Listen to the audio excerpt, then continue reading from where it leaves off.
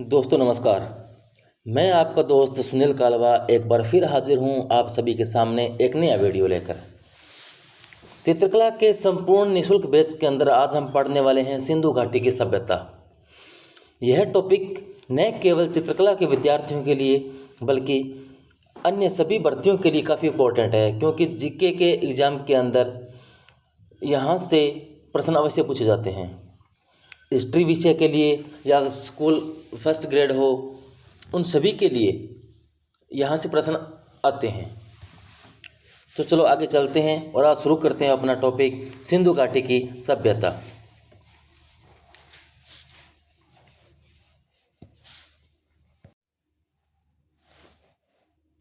सिंधु घाटी की सभ्यता, इसको कांस्य युगीन सभ्यता भी कहा जाता है। यह आद्य ऐतिहासिक काल की मानी जाती है। इसका समय आद्य ऐतिहासिक काल का है। इसका समय देखें तो C14 कार्बन पद्धति के द्वारा इसका समय 2500 ईसा पूर्व से 1700 ईसा पूर्व माना गया है। कहीं कहीं 1750 ईसा पूर्व भी माना जाता है, लेकिन अधिकतम इसका सही समय यही मानते हैं 1700 से लेकर 2500 ईसा पूर्व से 1700 ईसा पूर्व तक। जो सिंधु घाटी सभ्यता है, इसकी सर्वप्रथम जानकारी हमें 1826 ईस्वी में मिलती है। जो जानकारी देते हैं हमें चार्ल्स मेसन, यानी सबसे पहले हमें सिंधु घाटी सभ्यता की जानकारी दी थी चार्ल्स मेसन ने। 1856 ईस्वी में रेल लाइन पर बटन बंधुओं को अवशेष मिले, यानी कराची से लाहौर के बीच में रेलवे लाइन का काम चल रहा था, जहाँ इंजीनियर थे दो भाई जिनको बटन बंधु कहते हैं। उनको वहाँ पर सबसे पहले ईंटें वगैरह मिली। तो सबसे पहले अवशेष मिलने की जब बात आती है तो नाम आता है बर्टन बंधुओं का। एक जेम्स बर्टन और विलियम्स बर्टन, ये दो भाई थे, इनको मिली वहाँ पर 1856 ईस्वी में। हड़प्पा टिल्ले की खोज माना जाता है 1878 ईस्वी में कनिंघम के द्वारा, यानी वहाँ पर एक हड़प्पा टिल्ला मिला जो खोजा कनिंघम ने। उत्खनन का काम किया था 1921 में दयाराम साहनी ने, जॉन मार्शल के निर्देशन में। 1921 में दयाराम साहनी ने उत्खनन का काम किया, यानी सबसे पहले सिंधु घाटी सभ्यता का अवशेष दिखे किसको? बर्टन बंधुओं को 1856 में। फिर हड़प्पा टिल्ले की खोज कब होती है? 1878 ईस्वी में कनिंघम के द्वारा। और उत्खनन का काम होता है 1921 में दयाराम साहनी के द्वारा और जॉन मार्शल के निर्देशन में। 1861 में कनिंघम के निर्देशन में भारत में पुरातत्व विभाग की खोज की जाती है, स्थापना की जाती है। भारतीय पुरातत्व विभाग की स्थापना होती है 1861 में कनिंघम के द्वारा। और 1904 ईस्वी में लॉर्ड कर्जन ने जॉन मार्शल को भारतीय पुरातत्व विभाग का महानिदेशक बनाया। तो जब ये 1904 में महानिदेशक बन जाते हैं तो उन्होंने 1921 में दयाराम साहनी को निर्देश देकर वहाँ की खुदाई करवाई। तो उत्खनन का काम दयाराम साहनी ने किया। हमने पिछली स्लाइड में पढ़ा किसके निर्देशन में था? जॉन मार्शल के निर्देशन में ये काम हुआ था। अब बात करें इसके नामकरण की कि नामकरण कैसे हुआ। नामकरण सबसे पहले सिंधु सभ्यता नाम दिया गया जॉन मार्शल के द्वारा। जॉन मार्शल ने कहा ये जो सभ्यता है सिंधु सभ्यता है। उसके बाद आए डॉक्टर रफ़ीक मुगल ने कहा यह सिंधु घाटी की सभ्यता है। तो डॉक्टर रफ़ीक मुगल ने इसको नाम दिया सिंधु घाटी की सभ्यता। उसके बाद वर्तमान में नाम इसका है हड़प्पा। इसको वर्तमान में हड़प्पा सभ्यता कहा जाता है। तो हड़प्पा नाम है इसका वर्तमान का। तो तीन नाम इसके आते हैं, सिंधु घाटी सभ्यता भी कहते हैं, सिंधु सभ्यता भी कहते हैं और हड़प्पा सभ्यता भी कहते हैं। इसके अन्य नाम देखें तो आप इसको कांस्य युगीन सभ्यता भी कहते हैं, क्योंकि यहाँ पर कांस्य की नर्तकी वगैरह काफ़ी सारे मूर्तियाँ वगैरह ऐसी मिली है जो कांस्य की बनी हुई है। तो इसको कांस्य युगीन सभ्यता भी कहते हैं। अब हम देखें या कि यहाँ के महत्वपूर्ण स्थलों के बारे में। ये जो सिंधु घाटी की सभ्यता है इसके महत्वपूर्ण स्थल कब प्राप्त हुए, कब इनकी खोज हुई, किस नदी के किनारे हैं, किस स्थान पर है, तो हम इनके ट्रिक के माध्यम से इनका एक क्रम पढ़ते हैं। हम चारों कल आलम को धोएंगे। ये लाइन छोटी सी आपको अच्छे से याद हो जाएगी। तो ये होने से आपको एक क्रम याद हो जाएगा कि सबसे पहले किस स्थान की खोज हुई, उसके बाद किस स्थान की खोज हुई। तो लाइन को फिर से पढ़िए, हम चारों कल आलम को धोएंगे। इतनी से अगर ये लाइन आप याद रख लोगे तो ये आराम से आपको स्थान याद हो जाएंगे। है से बना हमारा हड़प्पा, मैं से बन गया मोहनजोदड़ो, चा से चाहुंदड़ो, रो से रोपड़, कल में कै से कालीबंगा, लै से लोथल, आलम से बन गया आलमगीर और धो से धोलावीरा। तो इस तरह ये आपको क्रम याद हो जाएगा। अब सबसे पहले हम बात करते हैं नंबर 1 पर हमारी हड़प्पा की। हड़प्पा जिसकी खोज 1921 में होती है दयाराम साहनी के द्वारा। यह रावी नदी के किनारे है, वर्तमान पाकिस्तान में स्थित है। हड़प्पा की खोज 1921 में दयाराम साहनी के द्वारा होती है, रावी नदी के किनारे है, पाकिस्तान में स्थित है। इतना फैक्ट याद रखोगे तो काफ़ी फ़ायदा मिलेगा आपको। इसके बाद मोहनजोदड़ो की खोज जस्ट 1 साल बाद यानी 1922 में होती है, राखालदास बनर्जी के द्वारा होती है। यह सिंधु नदी के किनारे पाकिस्तान में स्थित है। यह सिंधु नदी के किनारे पाकिस्तान में स्थित है। फिर बात करें हम चाहुंदड़ो की। चाहुंदड़ो की खोज होती है 1931 में M.G. मजूमदार के द्वारा। चाहुंदड़ो की खोज 1931 ईस्वी में M.G. मजूमदार के द्वारा होती है। यह भी सिंधु नदी के किनारे है, पाकिस्तान में स्थित है। तो सिंधु नदी के किनारे 2 हमारे महत्वपूर्ण स्थान मिले हमें, एक मोहनजोदड़ो, दूसरा चाहुंदड़ो। इसके बाद अगला महत्वपूर्ण स्थल आता है हमारा रोपड़ की खोज 1950 ईस्वी में बीबी लाल के द्वारा होती है। 1950 में बीबी लाल के द्वारा रोपड़ की खोज होती है। यह सतलुज नदी के किनारे पंजाब में स्थित है। रोपड़ 1950 में जिसकी खोज होती है बीबी लाल के द्वारा होती है, सतलुज नदी के किनारे और पंजाब में स्थित है। उसके बाद हम करें कालीबंगा की बात। कालीबंगा जिसकी खोज 1952 ईस्वी में होती है, इसकी खोज करता थे अमलानंद घोष। यह घग्गर नदी के किनारे राजस्थान में स्थित है। कालीबंगा जिसकी खोज 1952 में होती है, खोजकर्ता हमारे नंदलाल घोष है और यह घग्गर नदी के किनारे राजस्थान में स्थित है। अब हम बात करें लोथल को। लोथल की खोज 1954 ईस्वी में होती है, S.R. राव के द्वारा होती है। भोगवा नदी के किनारे गुजरात में स्थित है। लोथल जिसकी खोज 1954 में S.R. राव के द्वारा होती है, यह भोगवा नदी के किनारे गुजरात में स्थित है। आलमगीर की खोज 1958 ईस्वी में यज्ञदत्त शर्मा के द्वारा होती है। यह हिंडन नदी के किनारे है। यह हिंडन नदी के किनारे है, मेरठ यूपी में है हिंडन, और इसके किनारे पर है आलमगीर जिसकी खोज 1958 ईस्वी में यज्ञदत्त शर्मा के द्वारा होती है। उसके बाद हम करें हमारे धोलावीरा की। धोलावीरा की खोज 1967-68 ईस्वी में होती है J.P. जोशी के द्वारा। J.P. जोशी इसकी खोज करता है।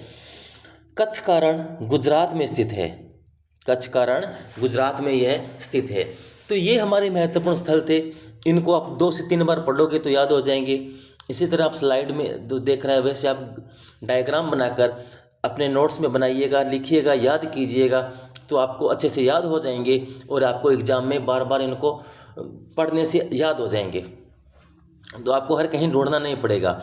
इतना आपको अच्छा कंटेंट एक ही प्लेटफॉर्म पर मिल रहा है। जुड़े रहिएगा मेरे साथ, आप इसी तरीके से पढ़ते रहिएगा। अब हम पढ़ते हैं हमारी हड़प्पा सभ्यता को। अब हम एक एक सभ्यताओं को, एक एक सभ्यता के जो महत्वपूर्ण स्थल हैं उनको लेके चलते हैं, देखते हैं। जो हड़प्पा, सबसे पहले देखिए हड़प्पा जो सबसे प्राचीन नगर है। आपसे एग्जाम में पूछा जाएगा सिंधु घाटी सभ्यता का सबसे प्राचीन नगर कौन सा है, तो सही जवाब आपका हो जाना चाहिए सबसे प्राचीन नगर में हड़प्पा का, कि सबसे प्राचीन नगर हड़प्पा है। हड़प्पा की खोज दयाराम साहनी के द्वारा, जिसका समय था 1921। नदी की बात करें तो रावी नदी के किनारे हैं, रावी नदी के बाएं तट पर है। स्थान मोंटगोमरी पाकिस्तान में है। अगर पाकिस्तान का प्रॉपर स्थान पूछ लिया जाए आपको कि हड़प्पा पाकिस्तान के किस स्थान में है, तो वर्तमान में आप बोलोगे मोंटगोमरी में, मोंटगोमरी में इसको कहते हैं। इसकी बात करें उत्खनन की, उत्खनन इसका 2 बार हुआ है। पहली बार 1926 ईस्वी में हुआ माधव स्वरूप वत्स के द्वारा, और फिर होता है 1946 ईस्वी में मार्टिन वेलर के द्वारा। तो इस प्रकार 2 बार इनका उत्खनन माना जाता है। अब बात करें नगर की, कि यहाँ का जो हड़प्पा सभ्यता का जो ये नगर था, हड़प्पा नगर, ये 2 भागों में बंटा हुआ था। एक का पूर्वी टीला, दूसरा था पश्चिमी टीला। पूर्वी टीला को नगर टीला कहते थे और पश्चिमी टीला को ध्रुव टीला कहते थे। जो नगर टीला है, पूर्वी टीला है, यहाँ सामान्य लोग रहते थे, यहाँ सामान्य लोग रहते थे। और जो ध्रुव टीला है, यहाँ पर प्रशासन के अधिकारी या प्रशासनिक लोग रहते थे, यहाँ पर प्रशासनिक लोग रहते थे। तो इस प्रकार यह नगर 2 भागों में बंटा था, पूर्वी टीला, पश्चिमी टीला। पूर्वी टीला को नगर टीला कहते हैं और पश्चिमी टीला को ध्रुव टीला कहते हैं। जो हमारा हड़प्पा है, इसको ऋग्वेद में हरियूपिया कहा गया है। हड़प्पा को हरियूपिया कहा गया है। तो अगर प्रश्न ये पूछ लिया जाए कि ऋग्वेद में हड़प्पा को किस नाम से पुकारा गया है, तो आपका सही उत्तर हो जाएगा हरियूपिया। हड़प्पा समाज जो था मातृसत्तात्मक था, यानी जैसे माता का अधिकतम वहाँ पर बोलबाला था। मातृसत्तात्मक समाज था हड़प्पा का। तो चलिए आगे। अब देखें हड़प्पा से हमें कौन कौन सी मूर्तियाँ प्राप्त हुई है। तो प्रमुख मूर्तियाँ देख लेते हैं हम हड़प्पा सभ्यता की। सबसे पहले हमें मिला है मनुष्य का धड़, या इसको टोर्सो भी कहते हैं। जो आप देख रहे हो ये भाग, यहाँ से लेकर यहाँ तक जो हिस्सा होता है उसको हम टोर्सो या धड़ बोलते हैं। तो यह एक मनुष्य का धड़ है। यह लाल पत्थर से निर्मित है, जैसे आप चित्र में देख पा रहे हैं कि यह लाल पत्थर से बना हुआ है। इसका साइज 9.2 गुणा 5.8 गुणा 3 सेंटीमीटर है। यानी इसका साइज अगर आप इस तरह इसकी लंबाई देखें तो इसका है 9.2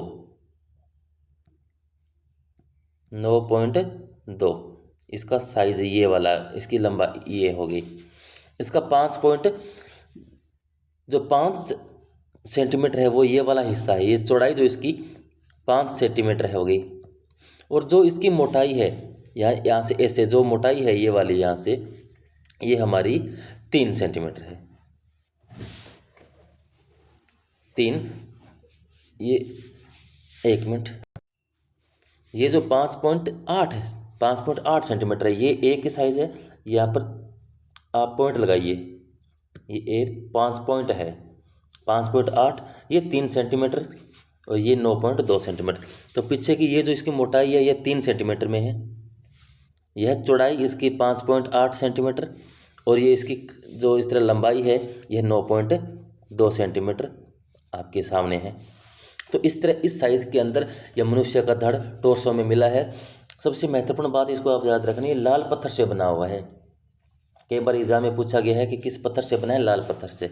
साइज़ आपको सेंटीमीटर में आई तो इस तरह ध्यान रखना है। अगर इंच में पूछे तो 3.3 इंच या 3.4 इंच इसकी लंबाई मानी गई है। तो ये दोनों साइज़ आपको याद रखने हैं। सेंटीमीटर में आए तो आपका सही जवाब ये हो जाएगा। अगर आपको इंच में पूछे तो ये जवाब आपको देना है। यह वर्तमान में राष्ट्रीय संग्रहालय नई दिल्ली में संग्रहित है। वर्तमान में कहाँ पर है? राष्ट्रीय संग्रहालय नई दिल्ली में है। ये था हमारा मनुष्य का धड़। चलिए आगे बढ़िए और देखते हैं हमारी अगली मूर्ति, जिसका नाम नर्तक का धड़। ये मूर्ति है जिसका हमें टाइटल है नर्तक का धड़, यानी एक डांसर है, पुरुष है और इसका धड़ है, वही टोर्सो है, लेकिन यह डांसर का है बताया गया है। यह स्लेटी रंग के घिया पत्थर से बना है। स्लेटी रंग के घिया पत्थर से। वह लाल रंग के पत्थर से बना था, यह स्लेटी रंग के घिया पत्थर से बना है। याद रखिएगा, ये प्रश्न एग्जाम में यही प्रश्न इस तरह से आते हैं, आप कन्फ्यूज हो जाते हो। इसका आकार 10 सेंटीमीटर या 4 इंच है। यह प्रश्न आपको इंच में पूछेगा तो 4 इंच हो जाएगा। अगर सामने आपके ऑप्शन में सेंटीमीटर में जवाब है तो आपका उत्तर हो जाएगा 10 सेंटीमीटर। यह राष्ट्रीय संग्रहालय नई दिल्ली में संग्रहित है। यह राष्ट्रीय संग्रहालय नई दिल्ली में संग्रहित है। तो यह हमारा दूसरा महत्वपूर्ण और इम्पोर्टेंट एक नर्तक धड़ था। आगे देखें तो यहाँ पर एक तीसरी मूर्ति हमें मिली है, एक माँ के साथ जुड़वा बच्चे की मृण मूर्ति। यानी एक माँ है, वह अपने जुड़वा बच्चों को लेके बैठी है। इस तरह की एक मूर्ति हमें देखने को मिलती है। यह भी राष्ट्रीय संग्रहालय नई दिल्ली में है। एक हमें मुहर प्राप्त हुई है, उस मुहर में दिखाया गया है कि एक स्त्री के गर्भ से निकलता हुआ पौधा दिखाया गया है। उसको पृथ्वी देवी माना जाता है। तो ये जो हमें प्रतिमा मिली है मोहर के ऊपर से मिली है। ये चित्र मोहर पर छपा हुआ है।